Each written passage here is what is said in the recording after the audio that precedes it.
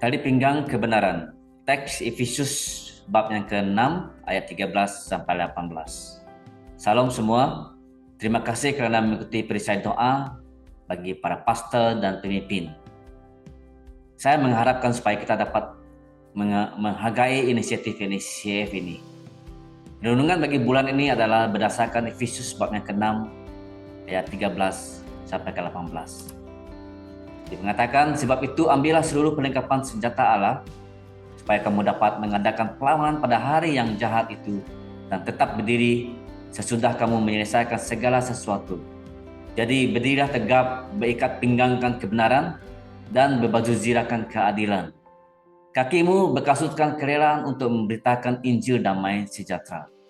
Dalam segala keadaan, pergunakanlah perisai iman, sebab dengan perisai itu kamu akan dapat memadamkan semua panah api dari si jahat.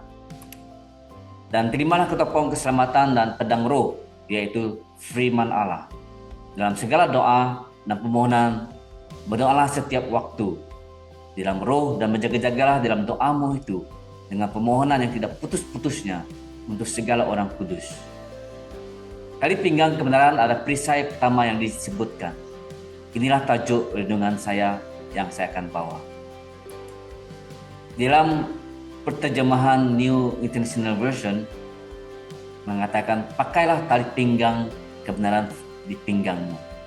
Dan juga dalam English Standard Version mengatakan, ikatkan tali pinggang kebenaran. Dan dalam New Living Translation, kenakan tali pinggang kebenaran. Ikatkan tali pinggang, inilah yang Rasul Paulus katakan kepada kita semua. Menariknya, sebulan yang lalu, saya membeli satu tali pinggang leda baru.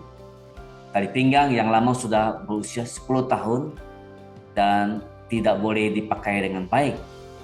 Mungkin saya akan menghadapi satu situasi yang memalukan jika saya memakainya. Alkitab memberitahu kita jika kita ingin bertahan pada hari yang jahat, kita mesti memakai tali pinggang kebenaran. Dan juga dalam perterjemahan ESV memberitahu kita untuk pastikan ia diikatkan, bukan hanya untuk memakainya.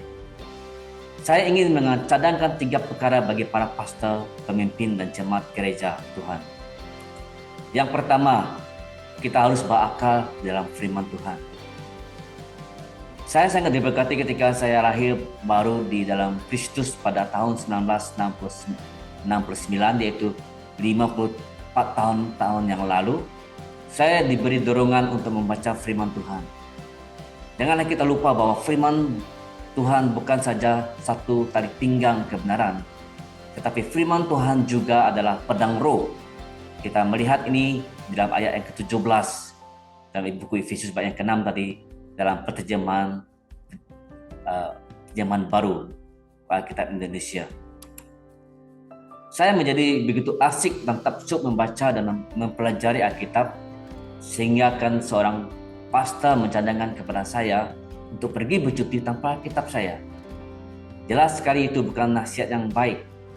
Tapi saya ingin bertanya kepada kita semua, adakah Anda dan saya dikenali sebagai orang yang mentaati firman Tuhan? Hari ini kita mempunyai banyak jenis kepemimpinan, dan ada beberapa jenis kepemimpinan yang kita boleh lihat. Ada kepemimpinan berkarisma, kepemimpinan yang CEO, kepemimpinan hamba, dan sebagainya. Tetapi bagaimanakah dengan kepemimpinan di dalam Alkitab? Kepemimpinan yang kukuh adalah berdasarkan firman Tuhan.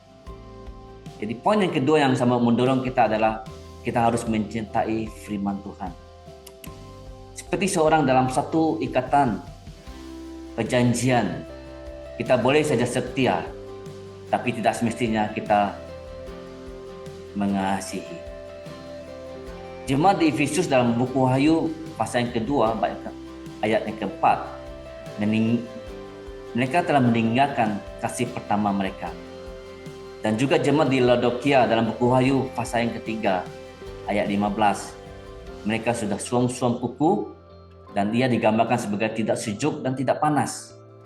Inilah yang berlaku apabila tiada kasih dan ia telah diabaikan. Gereja pada hari ini mudah terganggu. Kita tidak lagi gairah tentang kerajaan Tuhan karena kasih kita telah hilang. Akibatnya kita menjadi duniawi, penuh kedagingan, dikuasai oleh hawa nafsu, dan kita seolah-olah tidak lagi hidup.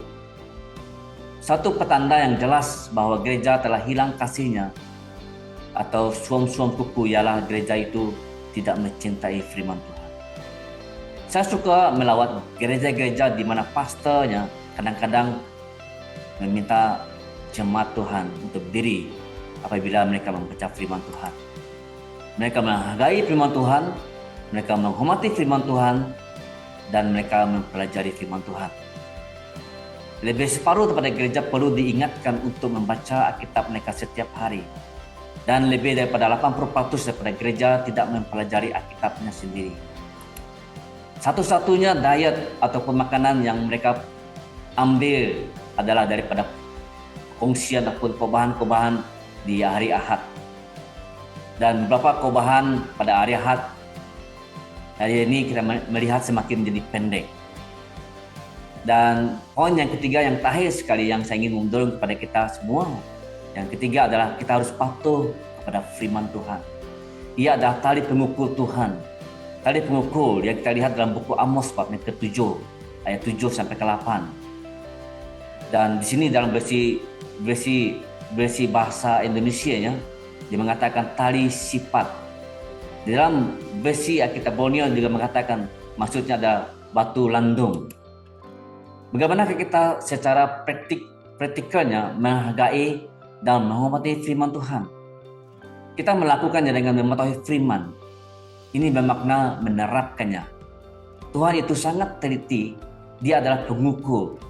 Dalam perjanjian lama, Nabi Amos berkata dalam Amos bab yang ke-7 ayat 7, ini adalah yang diperlihatkannya kepadaku.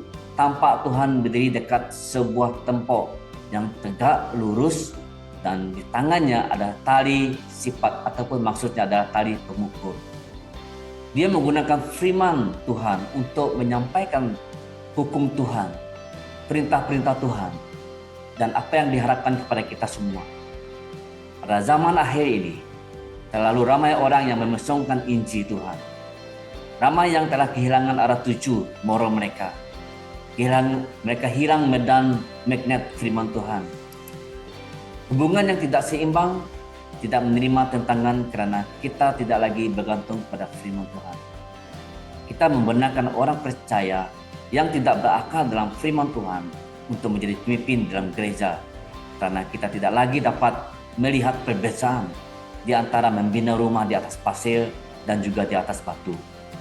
Pada hari-hari terakhir, apabila Kristus akhirnya kembali, dia akan mengalahkan musuhnya yang terakhir, yaitu binatang dan tenteranya. Dia akan duduk di atas kuda putihnya, dan kita akan diberitahu bahwa namanya ialah firman Tuhan. Kita lihat ini dalam buku Wahyu bab yang ke-19. Dia memakai jubah yang bercelup darah, dan namanya adalah firman Allah. Beranikah kita pergi berperang tanpa firman Tuhan? Beranikah kita percaya bahwa kita boleh bertahan pada akhir zaman tanpa firman Tuhan? Kita tidak dapat menafikan bahwa kita berada di tengah-tengah pertempuran rohani yang sangat sengit.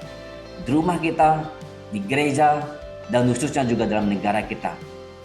Ini adalah benar, terutamanya semasa pandemik baru-baru ini. Begitu ramai yang telah mundur daripada iman mereka. Rakan-rakan sekalian, pakailah tali pinggang kebenaranmu. Tidak ada cara lain untuk memenangi pertempuran ini. Hanya jangan mengembalakan kawan domba. Jadilah pemimpin yang alkitabiah, yang berikatkan tali pinggang kebenaran. Sekali lagi, Yesus apabila dia kembali sebagai firman Tuhan untuk menegakkan kerajaannya. Kita mesti menggunakan pedang roh, firman-Nya, dan memakai tali pinggang kebenarannya, seperti yang dinyatakan dalam buku Efesus bab yang ke-6. Tuhan memberkati.